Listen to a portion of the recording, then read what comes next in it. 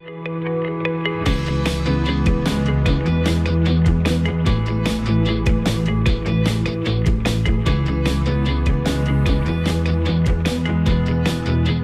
can it be knocking on your door? Well, it's us, Pastor's Perspective, sponsored by Calvary Chapel, Costa Mesa. My name is Brian Perez, and it's Thursday. You know what that means? We're going to be here till 5 p.m. Pacific time today. 2-hour Thursday, 2 hours of your questions and the answers to them.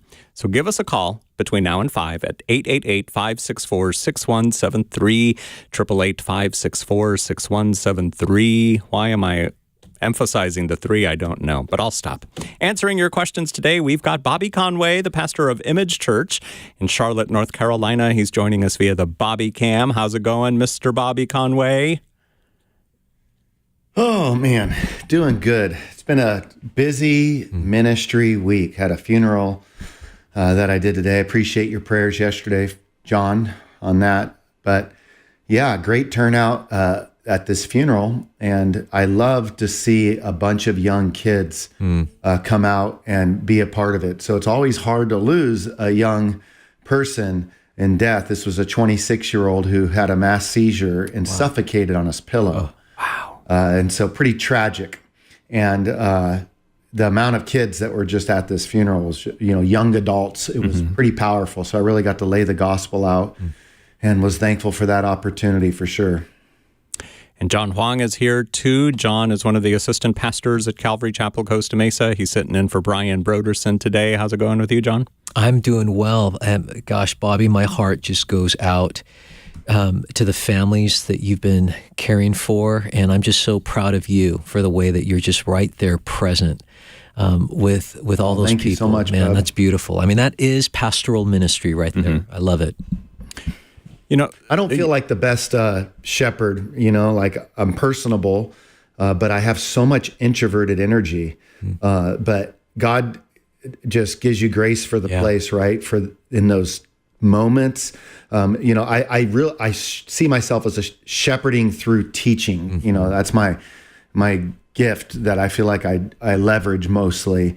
But man, I'm so thankful for those personalities that are extroverts that have all the shepherding energy in the world that takes so much off, so that I can stay in my sweet spot here. But when tragedy hits, man, people want their lead pastor to be there. And, it's a privilege and it's an opportunity, and I'm just thankful for it. So thank you, John. Yeah. What's the best way to navigate a funeral or a memorial service or something where you're in attendance? And I'm asking this question because a friend of mine posted on his Facebook page that he was at a service recently, and the person who passed away is with the Lord now, but it was like a mixed audience. So some people were there everybody was upset, but there were some people that had that hope, but then there were others that, were just in such sorrow because of what happened that they couldn't even get through the service. But how do you navigate that as somebody who's a believer in attendance? How do you do that? Yeah. Well, I'd say first and foremost, pastorally, you practice the ministry of presence, and because when you're pastoring a church, there are going to be some people that you have a personal tie with, and obviously the way that you minister to that family is going to be different than when someone that you don't have a personal history with, they come and say, "Hey, so and so passed away. Could you do a memorial service for us?" But in either case, you want to just be present. That means you want to listen. You want to let them grieve. You want to let them cry, and just the presence of Jesus being able to be represented by your presence being there. I mean, that's huge. But when you're actually performing and doing the service, I remember doing this one memorial service. It was for a Black family, and I'm just so thankful that the person that passed away was a believer. The hard ones are when the person wasn't a believer, and that's where you really want to make sure that you talk about Christ as the true and only hope. And in this case, as I was sharing the hope that this person had, because one of the great things about a believer's memorial service is you get to tell their story about their love for Jesus. One of the things that I like doing is getting a copy of their Bibles, because sometimes they've made notes in the margin, and I'll just read, the different notes, and especially those verses that are so evangelistic. I want to read their comments on John 3:16. I want to read their comments on John 14:6, and so they get to hear what they shared. And then for me, again, each service is going to not be a cookie cutter one, but I do want to bring it back to Jesus. I want to bring it back to the fact that He is the hope that we all need. I want to bring it back to the fact that there is an answer to the question of what happens after you die, and all that's wrapped up in Jesus. And as I did this funeral, there was this one elderly gentleman that came up to me, and he said, "Pastor, I want to thank you. I want to thank you for speaking to the living and not to the dead." And I thought that was a really good word of advice, and because there are people at memorial service, I mean, they are at probably the most prime time where they're thinking about their own mortality. And especially when they're wondering, like, how could someone so young pass away? Yeah. And so they're wrestling with all these different things. And so you try to anticipate those things, but tone is huge. Yeah. And you just want to be able to communicate God's heart to people. 888-564-6173 is the number to call us today on Pastor's Perspective. Remember, you can also send in your questions on Facebook Messenger or on Instagram, or you can use the form on the Pastor's Perspective page of our flagship radio station's redesigned website, kwave.com. But here's one that was sent in on Facebook. It's from Scott in California. Is the United Church of God a legitimate church? I ask because one of their pamphlets is about keeping the Sabbath today. I thought the Sabbath was abolished. Bobby, what do you say to Scott? Well, this is an offshoot of Armstrongism with the Worldwide Church of God. It's toned down a little bit, but absolutely to be avoided with its works-based salvation, keeping the Sabbath, the rejection of the Trinity. So I would say absolutely stay away from this. Right. Do you have any insight, John? Nope, I think Bobby was right on right there. He was. It was pithy. I love pithy. That's a practice that I need to excel in. All right. No, well, that was a quick answer. Okay. And sometimes that's all you need. You don't need to get into anything and stuff like that. It's like yes or no question. The answer is yeah, be careful. Here is Dustin's question. Dustin from California. Have you heard of the guy who says he found the Ark of the Covenant? If you're familiar with this guy, something struck me in his finding. He found 3 post holes above the cave that the Ark was in, and the blood came down through the crack in the rock that was split from the earthquake and landed on the top of the Ark. The earthquake when Jesus was crucified. The Ark is actually 2 pieces. The box portion is called the Ark of the Testament, and the lid is called the mercy seat. This guy claims the blood came from above where Christ was crucified and landed on the mercy seat. Can you comment on this, which I do believe because it makes perfect logic that Christ's blood fell on the mercy seat where the high priest would go in once a year and put animal sacrifice blood on the mercy seat. John, have you heard of this? Well, I have heard about multiple times the Ark of the Covenant has been discovered since the 1980s, and everybody has had all of this real excitement that we now know where the Ark of the Covenant is, and yet since the 80s, no one has been able to unearth it. No one's been able to really clearly substantiate their findings. And they say, well, it's because, the Temple Mount is restricted and Jews can't get in there and Gentiles can't get in there and yada, yada, yada. the fact of the matter is we just don't know where the Ark of the Covenant is. I mean, if people want to speculate on that, I mean, I think that makes for an interesting read. It makes for a great YouTube video, but we just don't know. But what is interesting in the book of Revelation, it does talk about how, in the revelation of God's eternal kingdom, it says that the Ark of the Covenant is seen. So whatever was a copy here on earth when Moses built the tabernacle, there is the true tabernacle in heaven. And the book of Revelation tells us that it is seen, at least in that part that we read about in the book of Revelation. But other than that, I really don't have much to say on this, just because I've heard these rumors so many times since the 80s. Yeah. Dustin, thank you for sending in your question on Facebook Messenger. And now let's go to the phones. 888-564-6173 is the number. 888-564-6173. Joy in California. Welcome to Pastor's Perspective. How can we help you? Joy, did you press mute on your phone? Joy, going once, going twice. Okay, goodbye. Instead, we'll try Christian in California. How can we help you? Go ahead, Christian. I hear something in the background. Oh, hello? Hi. Go ahead. Hi. Sorry, I didn't know. Hi. Thank you for taking my call. You bet. I just had a question for you guys, advice, I guess, on what to do or, where do I start in the Bible? My walk with the Lord is feeling very dry for a very long time. I'm a Christian, I'm a believer. However, I don't feel like that connection that I so desperately want. So I try to read my Bible. I do, but it's just I don't know, for lack of better words, disconnect. Mm-hmm. Bobby, what do you do in situations like that? Well, when I was a younger Christian, I would panic and wonder, God, where are you? What's going on? I think that as you grow in your walk with Christ, there is a few ways that we can interpret dryness.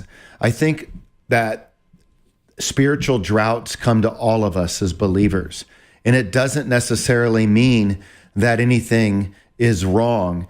If you find that you're still walking in faithfulness and you're believing the gospel and trusting in the scriptures, you're just simply stripped of the relational presence of Christ.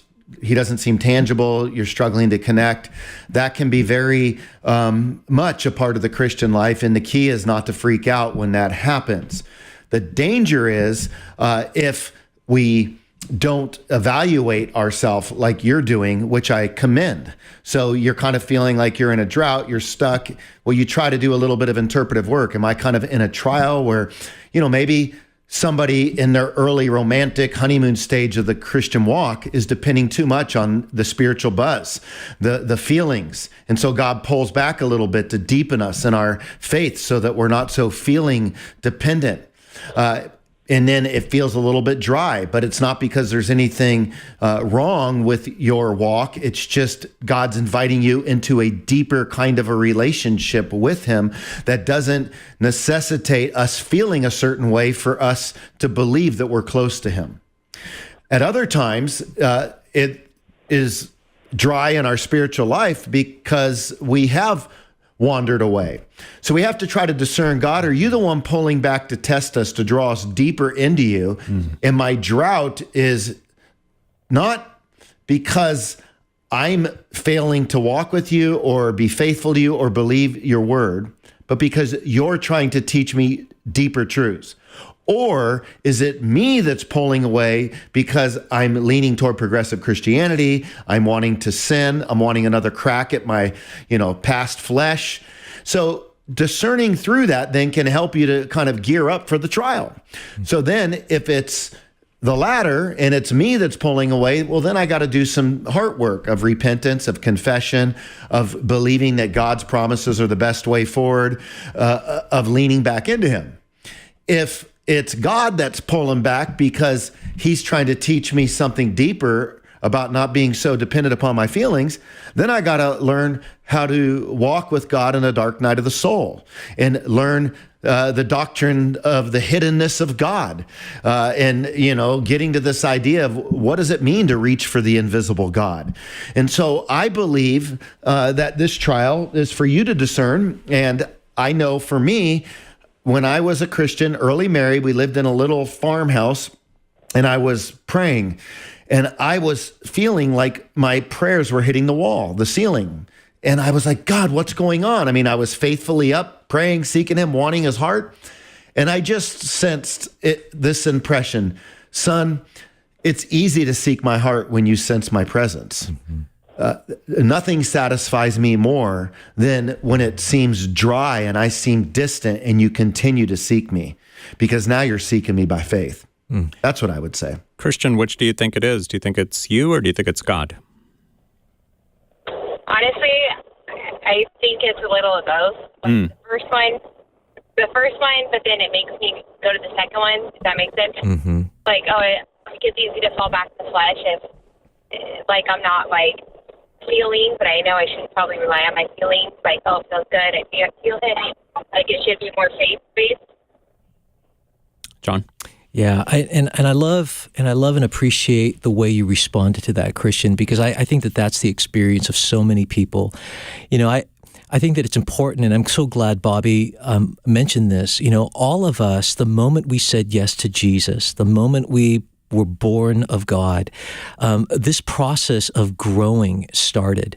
And, those early years, or, those early days as a new believer, everything is fresh and alive and exciting.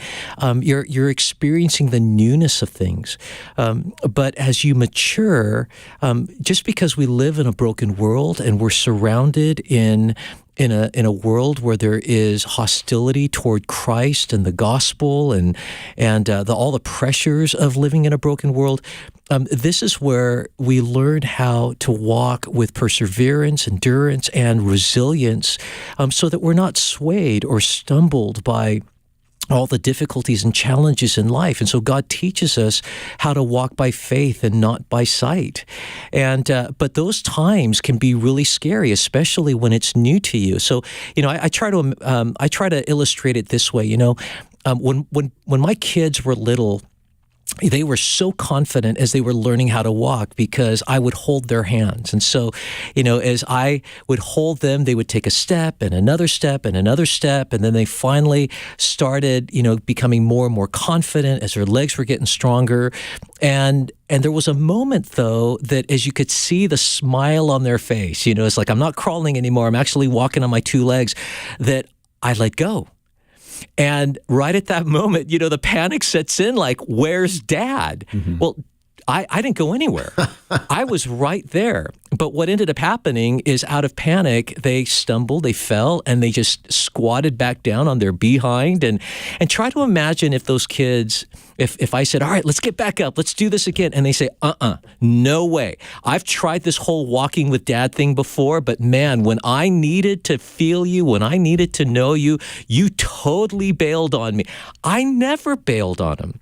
But you know what? I think a lot of times Christians hit their first stumble and they make that the new norm, and they just stay squatted when they should be getting up and walking.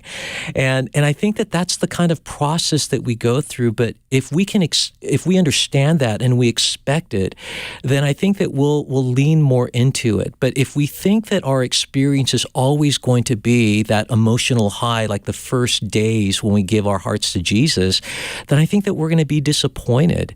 And so I just want to encourage you with that. And one more thing I would say about the whole reading the Bible, I think a lot of times people are conditioned to think that there's only one way to read the Bible, and that is, you find your one time during the day that you sit at the table and you open up your Bible and you take notes and things like that. People are wired differently. I definitely love sitting at the table with a cup of coffee and before anyone else is awake. That's my time. But when I pray, I can't do that. For me, it's really hard sitting at the table and having long times of prayer.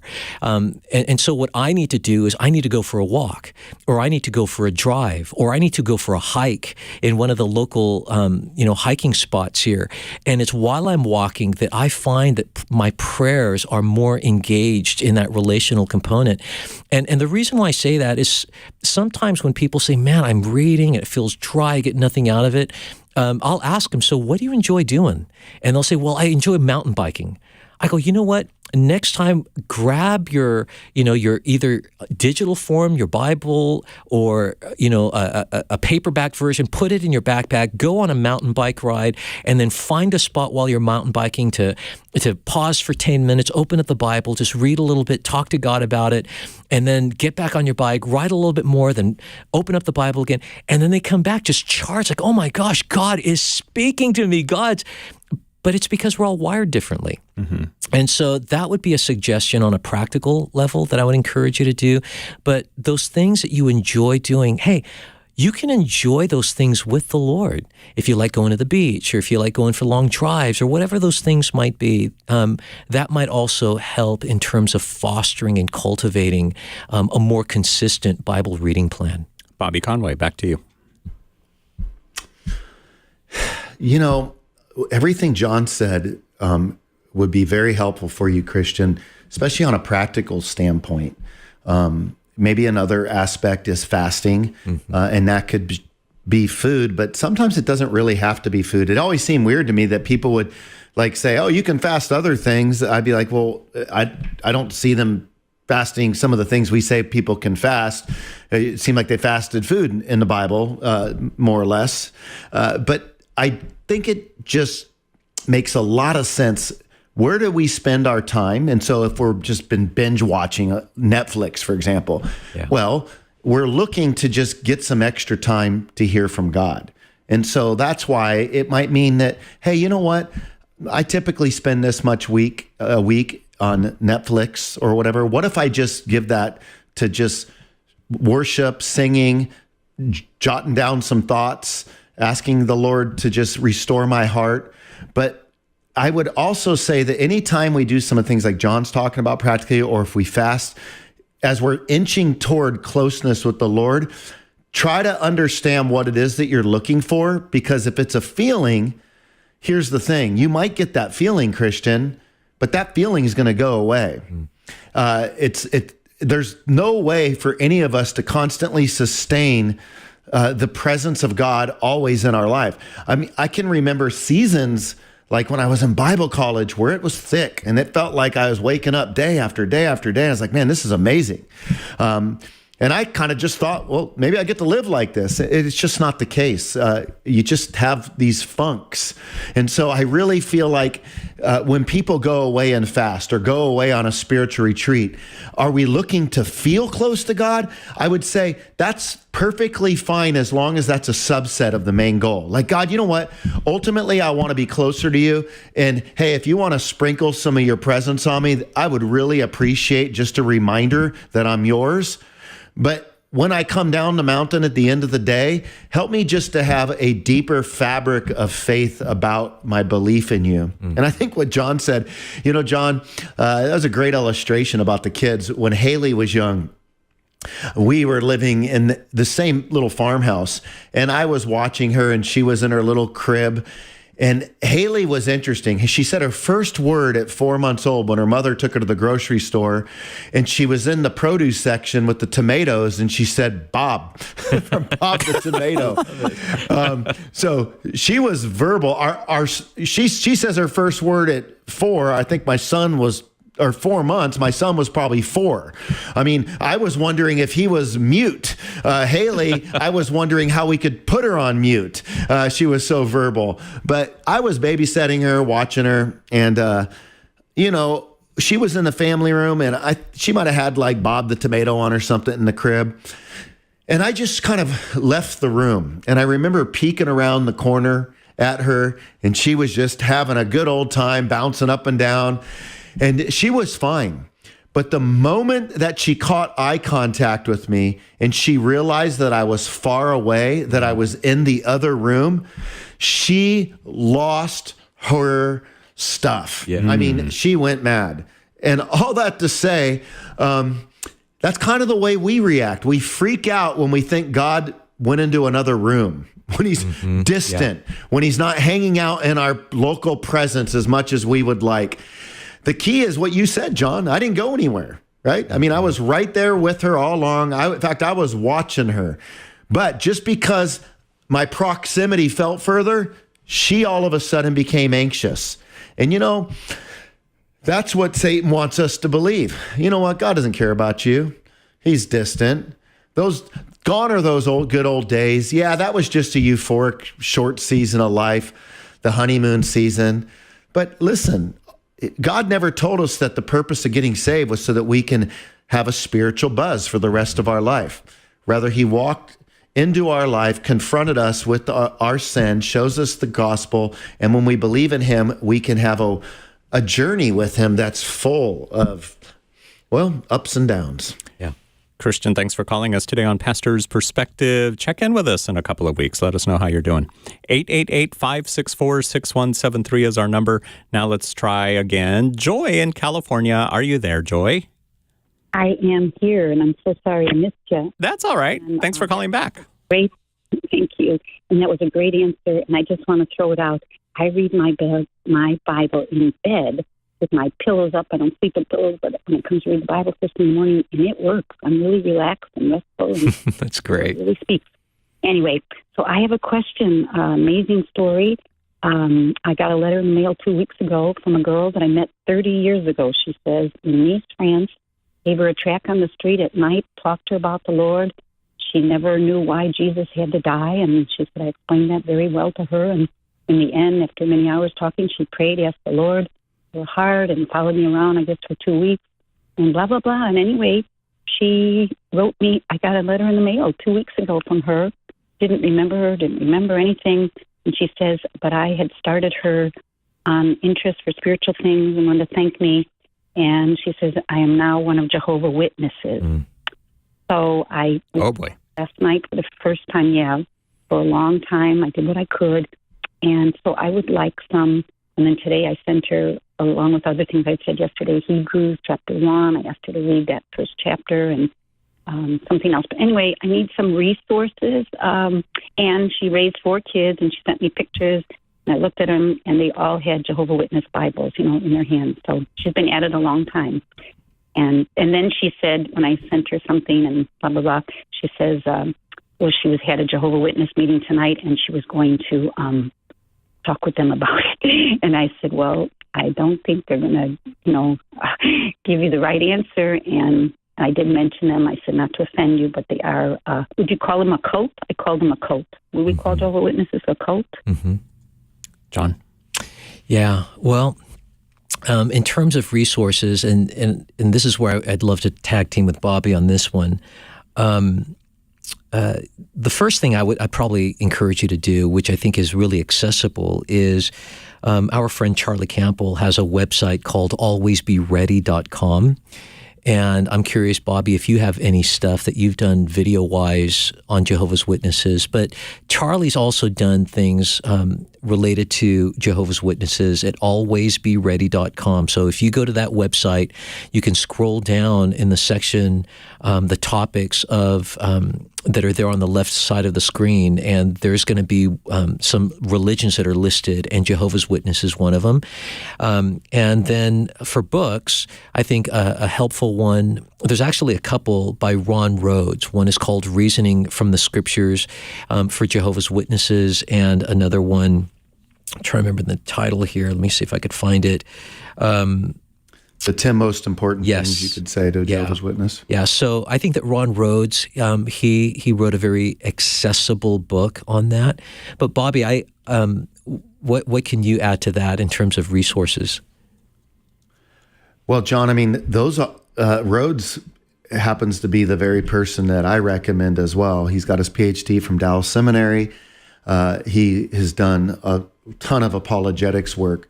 But his books, as you said, are very user-friendly, and he kind of just, helps you to walk through the verses that they'll try to bring up with you. And then he gives you the apologetic answer. The 10 most important things you can say to Jehovah's Witnesses is a shorter book if you want to start there. And then the other one's longer. But I would absolutely agree with you, John, that those are good resources. And they're fundamentally a cult. They disagree about the Trinity. They got works-based salvation. They believe the Holy Spirit's a force. They don't believe Jesus bodily rose from the grave. So it's very problematic.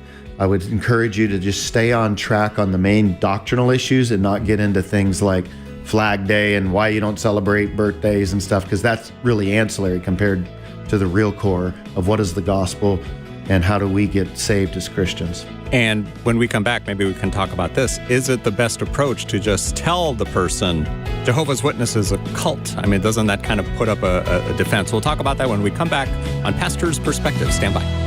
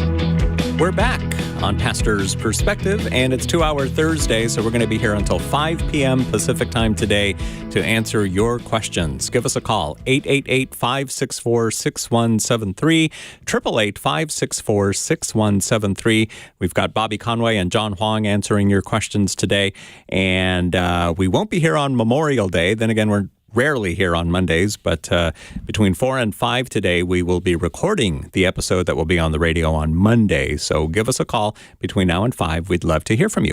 888-564-6173. Right before the break, we were talking to Joy, who had a friend that she led to the Lord years ago, and this friend recently got in contact with her, and just to say, hey, things are great. I've joined a church. It's Kingdom Hall.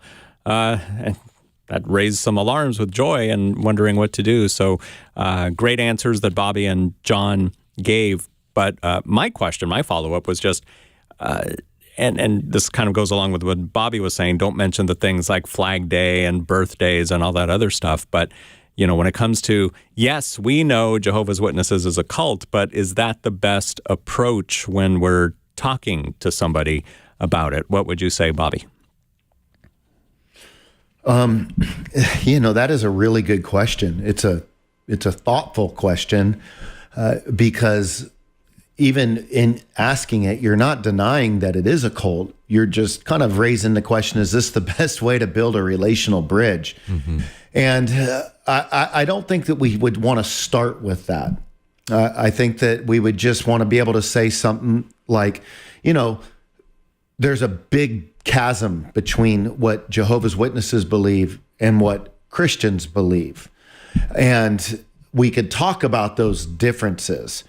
And then after you explain those differences, then you could come and say something like, hey, having considered that on each of these doctrinal issues, there is a significant difference in what a Christian and a Jehovah's Witness believes. That is where you end up hearing from Christians that Jehovah's Witnesses is a cult. And that's not because a Christian's trying to pick on a Jehovah's Witness, but rather the standard definition of a cult is any belief system that has one or more doctrines that vary from Christianity when it's a belief system that tries to pose as a form of Christianity.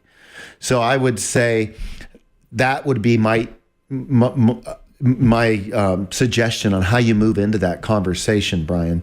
I do think in this situation, unfortunately, you have a Christian, right, that denies, the gospel to go and become a Jehovah's Witness.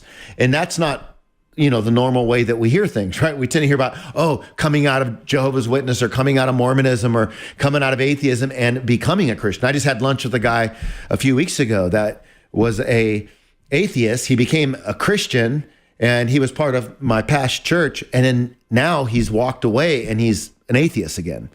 And they're kind of unusual, but our culture is just in a lot of places right now where we're seeing a lot of interesting things. So I think the conversation, I would imagine, Joy, this person knows what we believe as Christians, and they have thought through why they want to become a Jehovah's Witness. So that is going to be part of the conversation material that I would have. I would want to say, okay, you were a Christian. You obviously know what we believe as Christians. What made you think the case for Jehovah's Witness was stronger? And that might be a way to approach it. And forgive my watering eyes. I just said to my son, I said, my goodness, my eyes feel like they're jacked up, but I'm definitely feeling some allergic reaction right now. So, John, if I'm crying, just consider I'm being deeply touched by whatever you're saying. But no, it's allergy season out here, and I'm like, whoa. Man. So.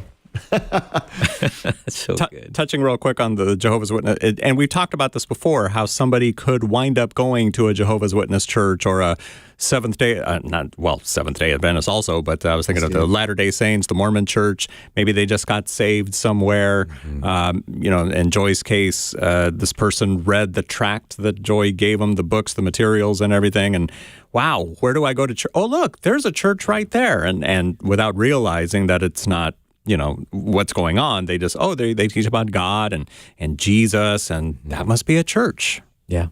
And I'm so glad that, Bobby, you tagged on that last part, because that was where my brain was going in terms of the response to this and just even your follow-up question, Brian. I think that there are people that are in that kind of situation that you just described, Brian, and I think that this is why it's important that we listen and we know who we're talking to, because if someone came to me and they're looking to me as someone that they know and trust, and they're saying, well, you know what, I'm so excited. I just got saved. I found this local church that happened to be in our neighborhood.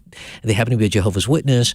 And yet, because we have a solid enough relationship and they're actually trusting me and looking to me for spiritual mentorship and guidance, I would have no problem saying, gosh, you know what? The fact is that the church that you just started visiting, that is a religious organization that would be labeled a cult. But I wouldn't just end it there. Like what Bobby did, I think he did a great job unpacking the meaning of what a cult is and to show those differences theologically. And I think it's important for us, if we are going to be in the life of a new believer, that we actually take the time to to mentor them if that's what the Lord's leading us into. But especially in these kinds of situations, you want to help them understand the differences between what is gospel truth and what are all of these errors in the Jehovah's Witness Church, especially the Bible that they use. When they're saying, "Hey, we got this great English translation called the New World Translation." When people ask me about English translations, I say there's a lot of great English translations of the Bible, but there is one I would say is not a great translation that you should read, and that's the New World Translation. Yep. Joy, thanks for your phone call today on Pastor's Perspective. 888-564-6173. Let's hear from you now. Lizette in California. Hi. Are you there, Lizette? Hello? Yeah, go ahead. Yes, I am here. Sorry. I was calling because I have a friend who just shared she is going on a mission trip because she feels called to the missions field. And I just wanted to share any books or any podcasts, anything that would help her before she leaves end of August. She'll be going to Spain to work with Muslim women and children. Wow. John? Well, I am so excited to hear about people that feel called to the mission field and they go, whether it's short-term or long-term.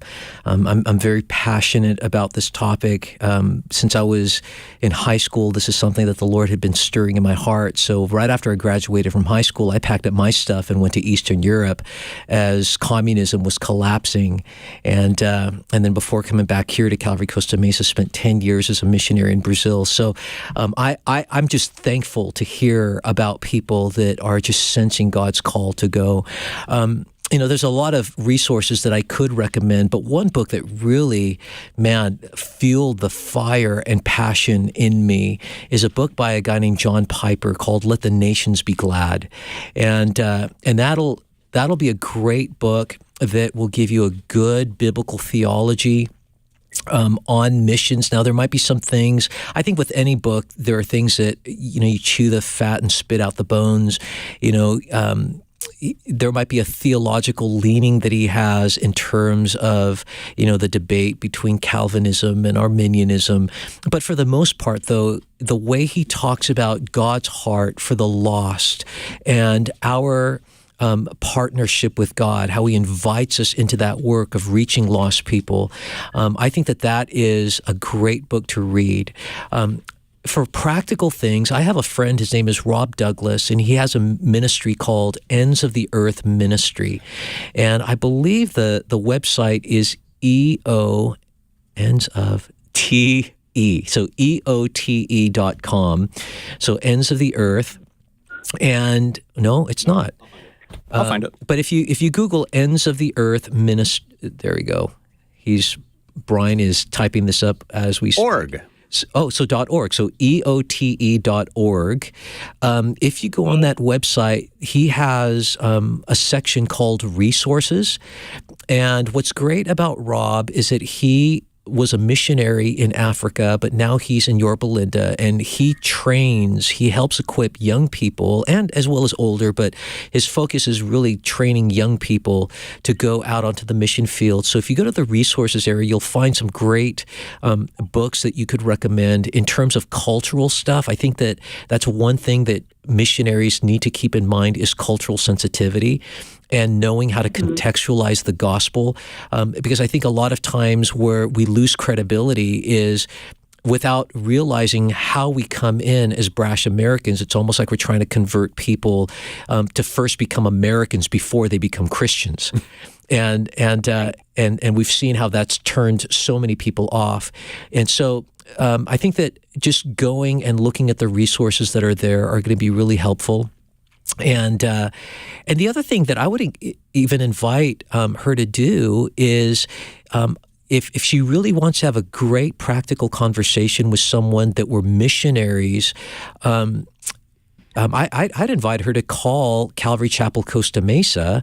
And if you call here at our church, you could ask for our missions pastors.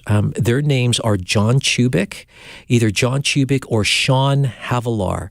So John, for years, was a missionary and church planter in Ukraine. And Sean Havilar, he and his wife were missionaries in Ethiopia. And now they're here and they oversee our missions department, and they love talking about missions. And if she just wanted to call the church and just say, hey, I'm going on this mission trip, I called Pastor's Perspective and they recommended that I talk with you guys. What are some things that you would tell every missionary that's about to go out? And they would give her some really great practical stuff. So I would say that's a great place to start. Okay. Wow, thank you. I appreciate that. You're welcome. Thanks for calling us. And let's not forget Phil Metzger's book, our friend Phil Metzger, who's going to join us in a little bit here on Pastor's Perspective, A Story of Grace Beyond the Iron Curtain. I had a copy of that book here in the studio. I would hold it up to the camera, but somebody took it. It's such a good book. Somebody borrowed it, I should say. That's another thing. I highly recommend missionary biographies. And you don't even have to be a missionary going overseas to read. I'll tell you, if you want something that will fuel your passion for Jesus, missionary biographies are so helpful. And I would recommend, there's one called Hudson Taylor's Spiritual Secrets. That's a great biography to read. And then another one would just be anything that you can find on the missionary adventures of Adoniram Judson. And Adoniram Judson, his story is so compelling and so inspiring. And it tells the story of how he went to Burma the list goes on. I mean, William Carey and Gladys Aylward, just all these amazing people that were just like you and me that heard God's call to the mission field. But I think that if you start with Hudson Taylor's Spiritual Secrets, that's a great missionary biography to start with.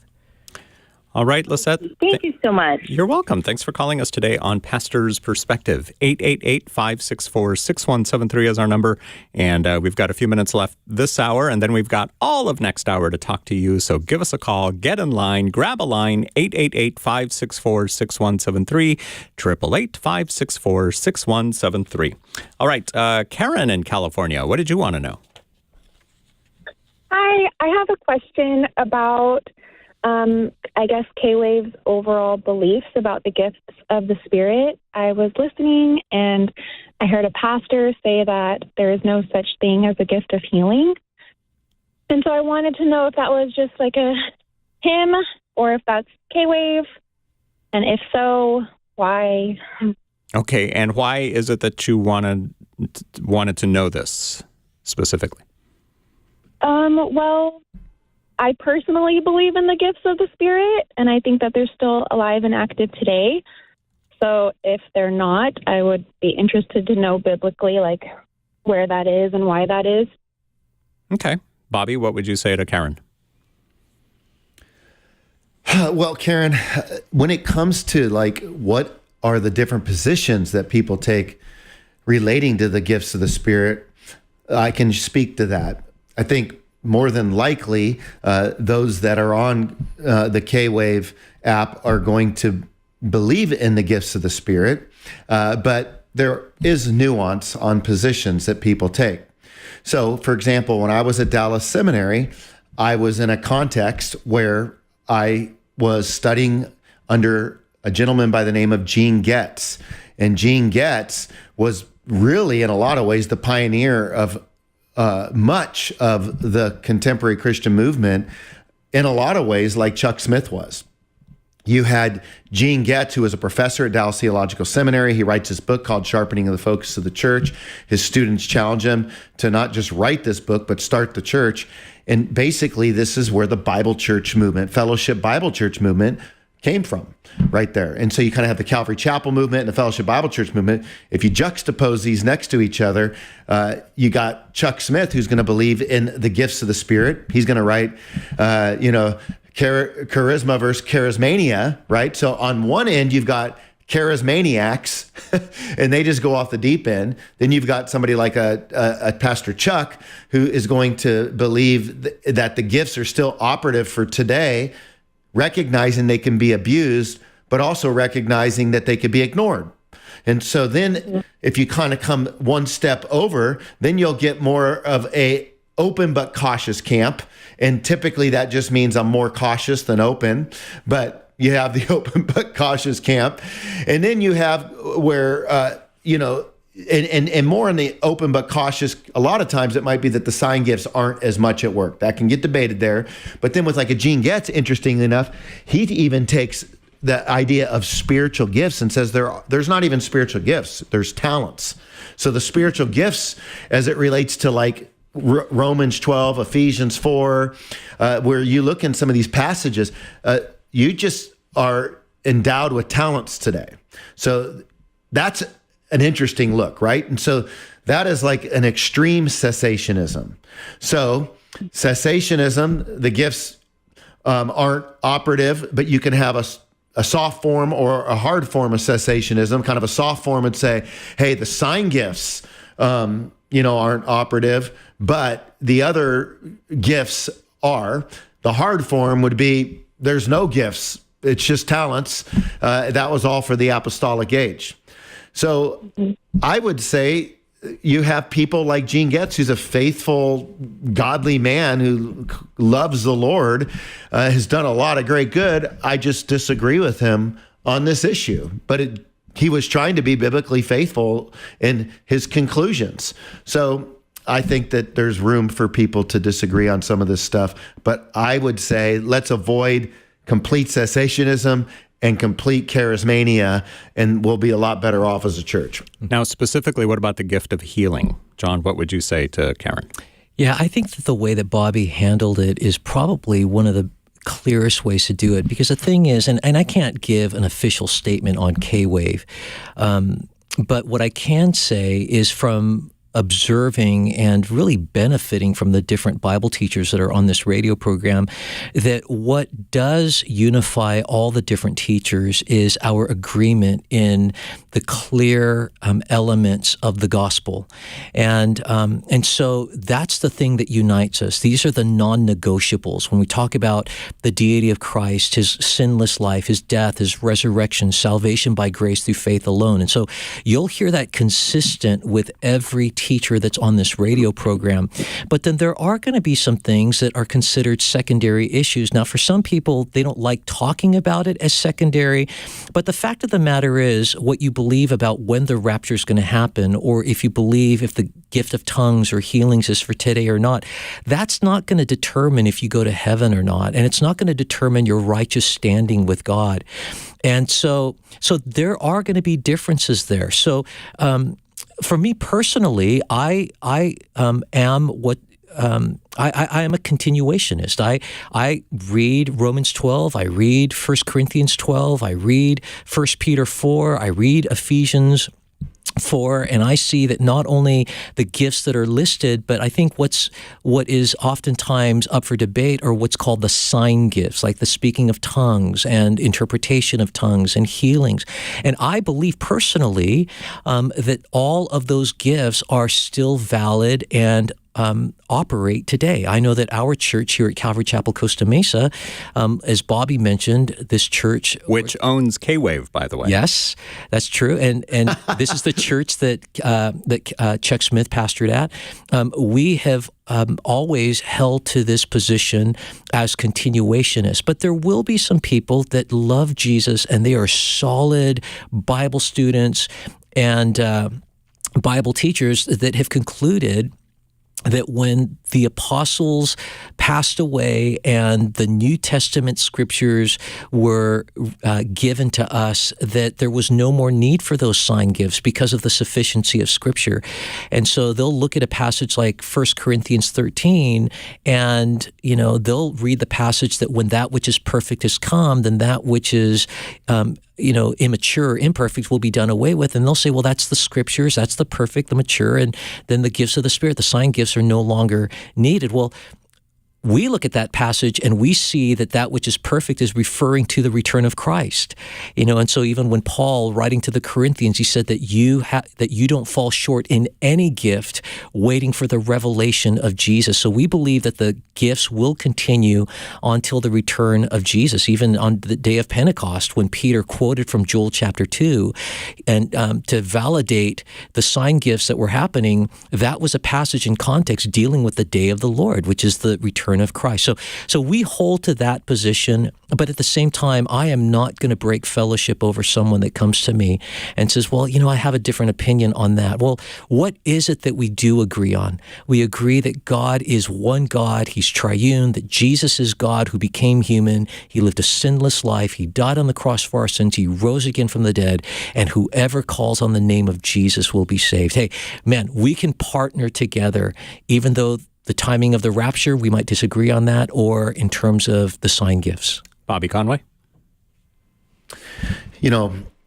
John, all the schools that I went to, my Bible college, my seminary, where I did my postgraduate work at a seminary, except for the University of Birmingham in England, that is a secular school. But all the schools that I went to for Christian education were cessationist schools, and so I come out as a non-cessationist.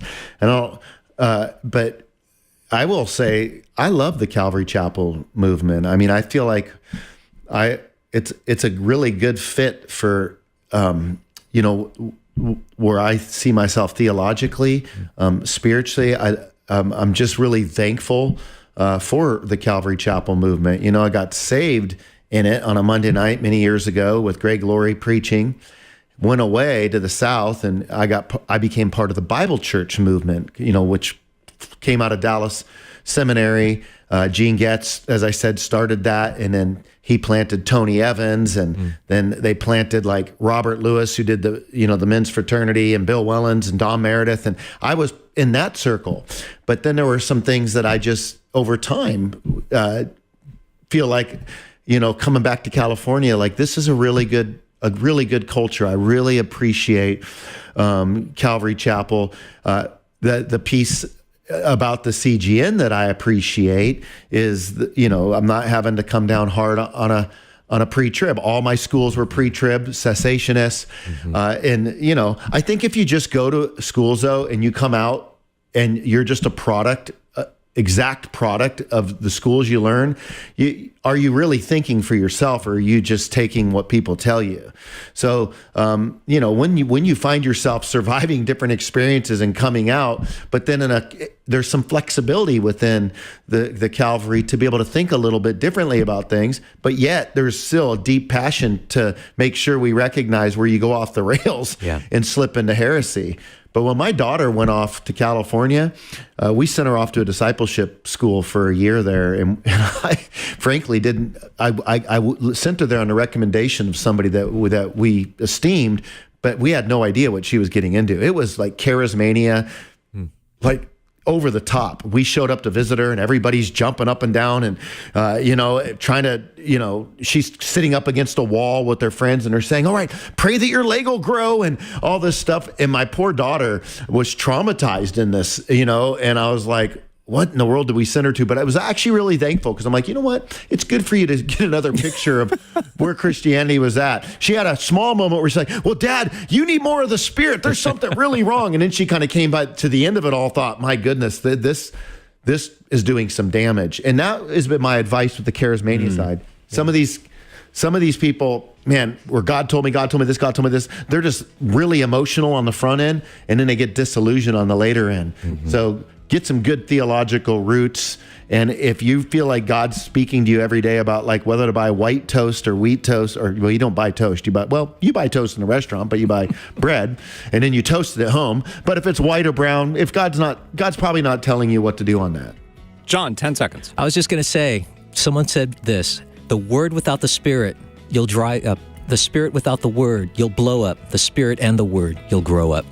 Nice. Great way to end today's Pastor's Perspective. John Wong! If you're on hold right now, stay on hold. We're going to take a quick break and then answer more of your questions between 4 and 5. Pastor's Perspective was sponsored by Calvary Chapel, Costa Mesa.